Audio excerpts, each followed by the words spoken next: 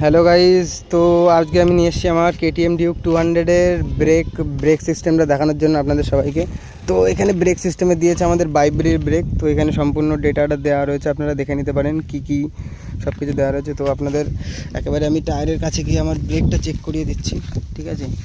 এইটা হচ্ছে আমার বাইকের বাইব্রির ব্রেক, দেখতেই পাচ্ছেন। তো ব্রেক সিস্টেম খুবই ভালো, আর কেউ বলুক না বলুক অন্য গাড়ির থেকে, ইয়ামাহা কোম্পানির থেকে কেটিএম আর যা করুক না করুক, মানে কেটিএমের বাইকের ব্রেক সিস্টেমটা খুবই অসাধারণ ব্রেকিং সিস্টেম দিয়েছে, যে এইটা মানে খুব সহজেই আপনাকে যে কোনো প্রবলেমের মধ্যে থেকে বাঁচাতে পারে। তো পিছনেও দেখতে পাচ্ছেন, ঠিক আছে, আমার ডিস্ক প্যাড আর হচ্ছে বাইব্রের ব্রেক দেওয়া রয়েছে।